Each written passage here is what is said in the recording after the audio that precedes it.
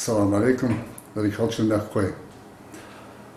На пленарном очередном заседании Народного собрания от 28 февраля 2019 года был рассмотрен и принят в первом чтении законопроект о референдуме Республики Ингушетии, который на сегодняшний день вызвал неоднозначное восприятие у населения нашей республики. Вот в связи с чем и хотелось бы разъяснить некоторые моменты по этому законопроекту. Данный законопроект был подан на рассмотрение с соблюдением порядка подачи законопроектов.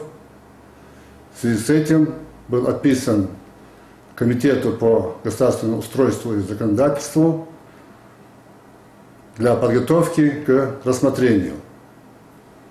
И был включен в повестку дня очередного заседания Народного собрания. На этом заседании присутствовало 25 из 32 депутатов.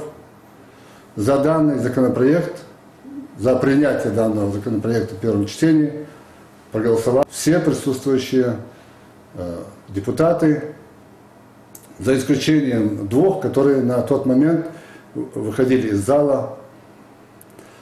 Значит, какая необходимость в принятии данного законопроекта с изменениями?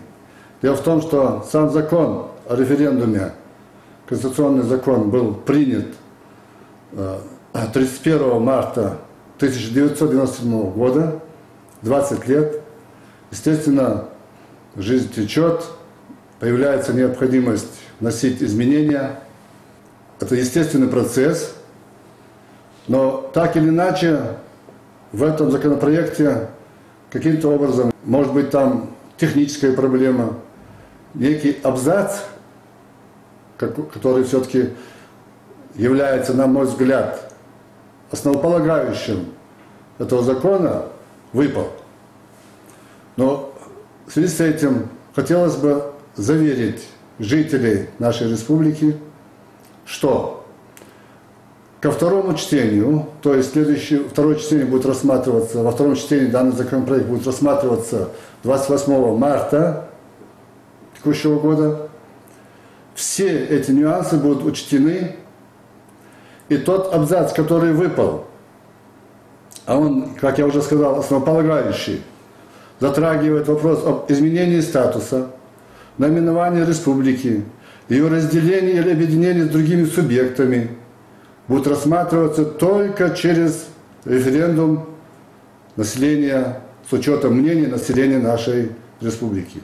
Никаких переделов, никаких объединений или разъединений данный закон не предусматривает, и никоим образом от парламента данный вопрос исходить не будет, и этот вопрос рассматриваться в парламенте также не будет. Заверяю вас, пока я буду находиться за столом председательствующего, данный вопрос рассматриваться не будет. Хотел бы успокоить всех, что мы также являемся жителями нашей республики, также душой болеем за нашу республику.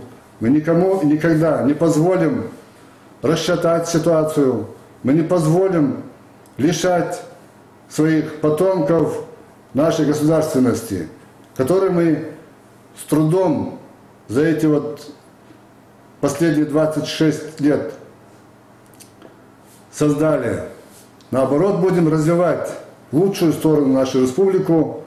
Поэтому призвал бы своих сограждан все-таки проявлять спокойствие, не воспринимать всякие кривотолки, всякие слухи, тем более, что они не подтверждены ничем. Есть провокаторы, которые хотят видеть в любом вопросе нечто негативное. Всего этого нету. Мы не для этого здесь работаем. Наша задача – совершенствование, создание и работа над законотворчеством, создание законов и стремление, чтобы эти законы были исполнены, чтобы они исполнялись. Баркуша Абдулла, спасибо за внимание.